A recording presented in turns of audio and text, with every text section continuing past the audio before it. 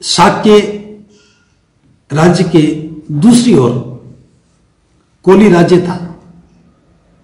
दोनों की सीमाओं के को बांटते हुए बीच में से रोहिणी नदी बहती थी। शाक्य भी कोली भी रोहिणी नदी के पानी से ही अपने खेतों की सिंचाई करते थे और यदा कदा उनमें झगड़े होते रहते थे, मारपिटाई होती थी और कई बार ऐसा हुआ,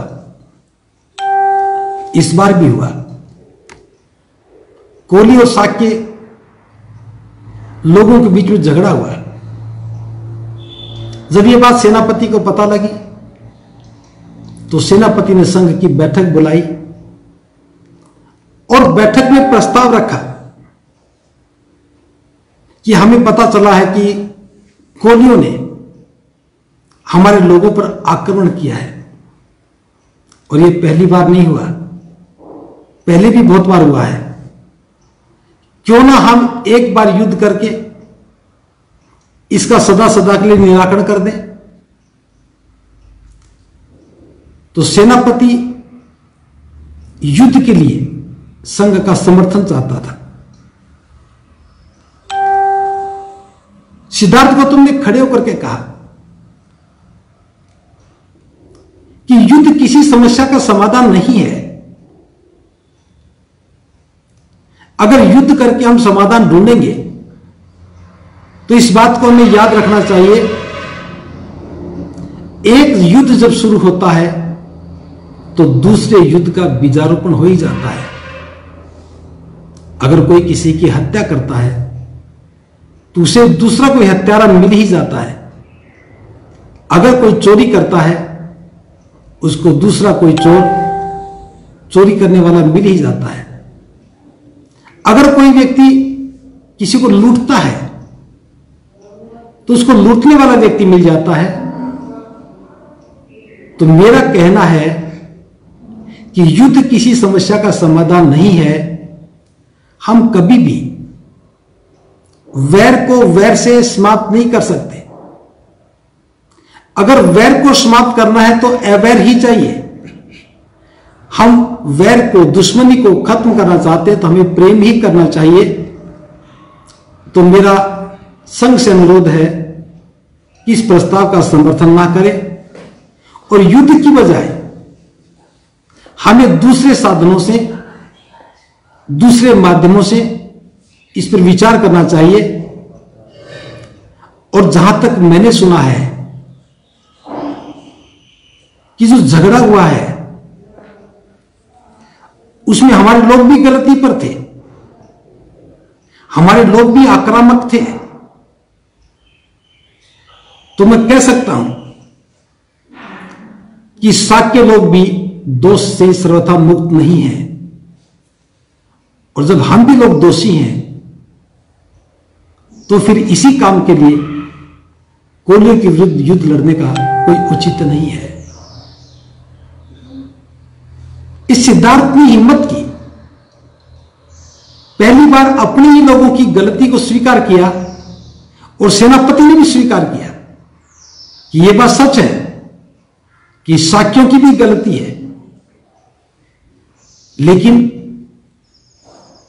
बार बार होने वाले झगड़ों को निपटा करके हमें एक बार फैसला कर लेना है। सिद्धार्थ ने यह भी कहा, इस प्रकार की छोटी छोटी गलतियां करके हम पहले भी बहुत कुछ गवा चुके हैं। कौशल नरेश ने हमारे बहुत सारे अधिकार छीन लिए हैं। अगर इस बार भी युद्ध करेंगे तो हो सकता है कि हमारा शाक्य राज्य और शक्ति खो दे।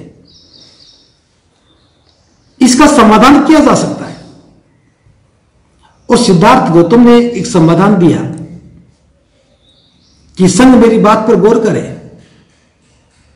कि हम 2 व्यक्ति शाक्यों की ओर से चुनते हैं और 2 व्यक्तियों का चुनाव कोली करके भेजे। फिर वो चारों लोग मिल करके एक 5वें व्यक्ति का चुनाव करें और वो 5 व्यक्ति मिलकर के जो भी फैसला करेंगे, जो भी निर्णय करेंगे, दोनों पक्ष उसको स्वीकार करें ऐसा करके हम झगड़े को भी खत्म कर सकते हैं और युद्ध की संभावना को भी खत्म कर सकते हैं। बिना किसी जनहानि के, बिना किसी धन हानि के हम इस समस्या का समाधान कर सकते हैं। और एक पक्ष और भी हो सकता है, यद्यपि रोहिणी नदी दोनों के लिए ही है, चाहे शाक्य है और चाहे कोली, दोनों को उसी से पानी लेना है, तो पानी लेने का एक समाधान किया जा सकता है कि अमावस्या से पूर्णिमा तक एक पक्ष पानी ले ले और पूर्णिमा से अमावस्या तक दूसरा पक्ष पानी ले ले। इस प्रकार से कोई झगड़ा भी नहीं होगा और पानी की समस्या का भी अंत होगा। चूंकि सेनापति युद्ध चाहता था, सेनापति युद्ध के अलावा कुछ और नहीं सोच रहा था। उसने सिद्धार्थ की बात को नहीं माना, सिद्धार्थ के प्रस्ताव पर मत मांगा, सिद्धार्थ के प्रस्ताव पर लोग सहमति देने की बजाय सेनापति के पक्ष में खड़े हुए। इसके बावजूद भी सिद्धार्थ ने हार नहीं मानी। अगले दिन बैठक फिर शुरू हुई। उस बैठक का मकसद था कि युद्ध के लिए सेना में भर्ती अभियान शुरू किया जाए। सेनापति ने प्रस्ताव रखा कि जो भी शाक्य जिसकी उम्र 20 वर्ष से 50 वर्ष के बीच में है, उसे अनिवार्य रूप से सेना में भर्ती होना होगा। लेकिन सिद्धार्थ गौतम ने इसका विरोध किया। दोनों पक्ष मौजूद थे बैठक में, सिद्धार्थ के पक्ष में भी और विरोध में भी। जो सिद्धार्थ के पक्ष में थे, यद्यपि वो अल्पमत में थे, अल्पमत में होने के बावजूद भी वो उनके आगे झुकना नहीं चाहते थे। लेकिन जब सेनापति ने प्रस्ताव रखा तो किसी की हिम्मत नहीं हुई कि बहुमत के सामने बोल सके। सिद्धार्थ गौतम ने देखा कि कोई भी व्यक्ति खड़ा नहीं हो रहा है, तो सिद्धार्थ स्वयं खड़े हुए और सेनापति को कहा कि मैं इस प्रस्ताव को स्वीकार नहीं करता हूं, ना तो मैं युद्ध लड़ूंगा, ना मैं सेना में भर्ती होऊंगा। अब यह बात कहना कोई कम दुस्साहस नहीं था। सेनापति को बहुत बुरा लगा, क्रोध भी आया। सिद्धार्थ को याद दिलाया कि जब तुमने संघ की सदस्यता ली थी तो एक संकल्प किया था कि आप शाक्यों के प्रति, शाक्यों के हितों की रक्षा के लिए काम करेंगे। आप अपने वचन से पीछे नहीं हट सकते। सिद्धार्थ ने कहा कि मैं अपने वचन से पीछे नहीं हट रहा हूं, लेकिन मैं देख रहा हूं कि युद्ध शाक्यों के हित में नहीं है, और जो काम शाक्यों के हित में नहीं है मैं उसका विरोध करता हूं, और युद्ध कोई समस्या का समाधान भी नहीं है। सेनापति ने याद दिलाया कि बहुमत से लिए गए निर्णय का विरोध करने का मतलब है आपको सजा मिलना, और सजा भी क्या है? या तो आपको आपके माता पिता की सारी संपत्ति को जब्त कर लेना, उनका सामाजिक बहिष्कार करना, या फिर फांसी देना और देश निकालना, या फिर आपको सेना में भर्ती होकर के लड़ना होगा। सिद्धार्थ ने कहा कि सेना में भर्ती होकर के लड़ने का तो कोई सवाल ही नहीं। सेना में भर्ती होकर के लड़ने का काम तो मैं बिल्कुल भी नहीं करूंगा, और मेरे निर्णय से मेरे माता पिता को संपत्ति से बेदखल किया जाए,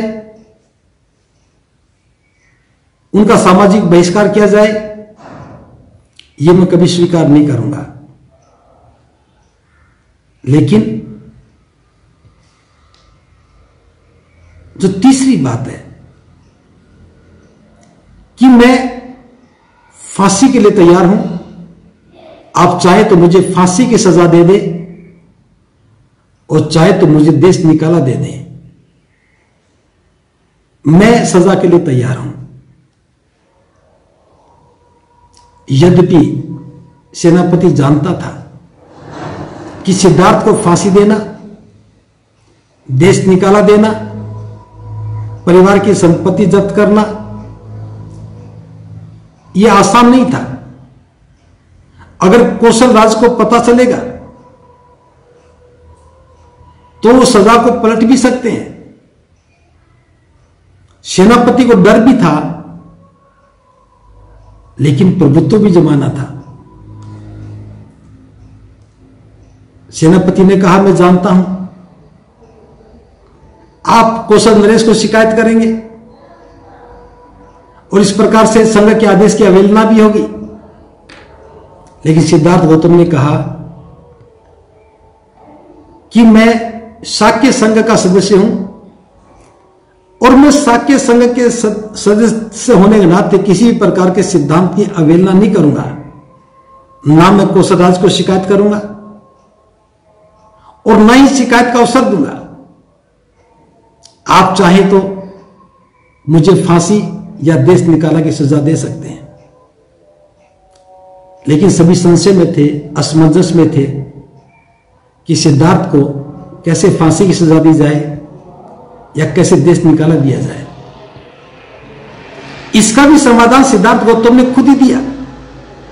सेनापति से कहा कि आपको घबराने की आवश्यकता नहीं है, आपको डरने की आवश्यकता नहीं है,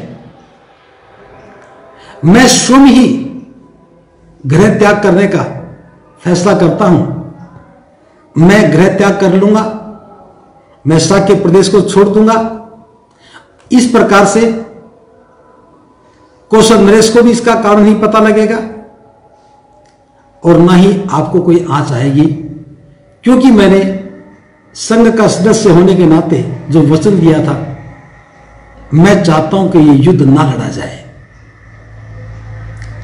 सिद्धार्थ ने फैसला किया, यद्यपि संशय था सेनापति को, तो भी विश्वास करने के अलावा कोई मार्ग नहीं था। तो किसी एक सदस्य ने खड़े होकर के कहा कि मेरी बात भी ध्यान से सुनो।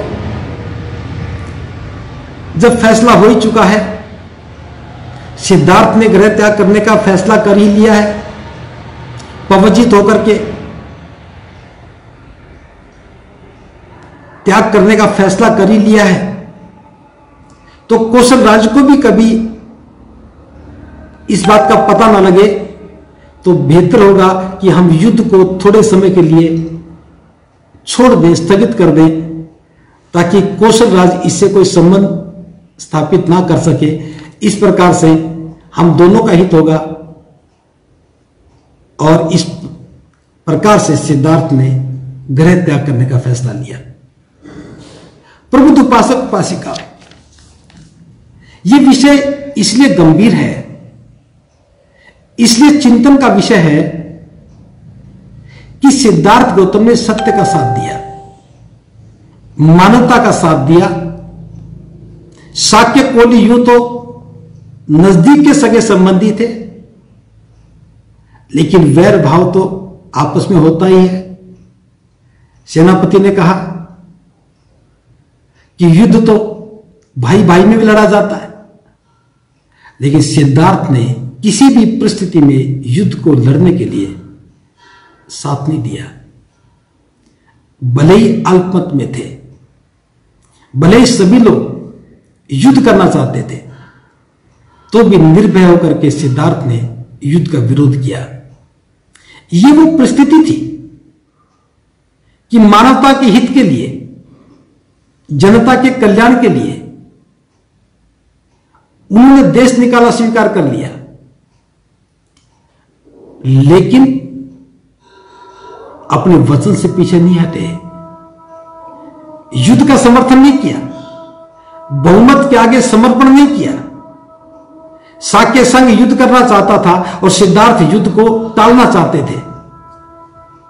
और एक व्यक्ति के दृढ़ संकल्प ने, एक व्यक्ति के साहस ने युद्ध की उस परिस्थिति को टाल दिया।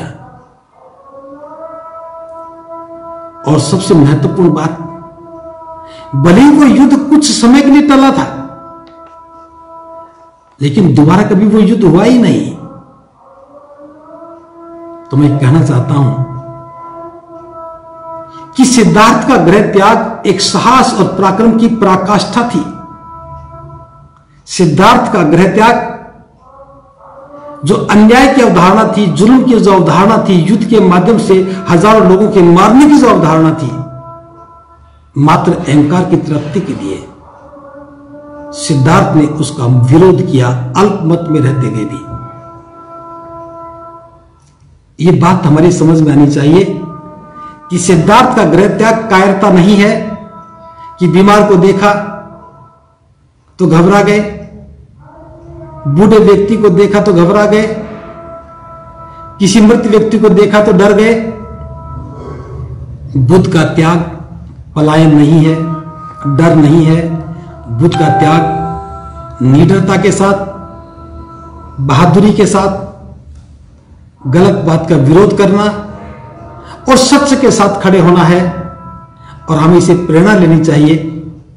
भले हम अल्पमत में हों, लेकिन हम सच के साथ हों, मानवता के साथ हों, और मानवता के हित के लिए हमें मजबूती के साथ उसका विरोध करना चाहिए। आज की देशना में यहीं विराम देता हूं। इसी के साथ आप सबके लिए आज का दिन मंगलमय हो। भवतु सब मंगलम, भवतु सब मंगलम, भवतु सब मंगलम।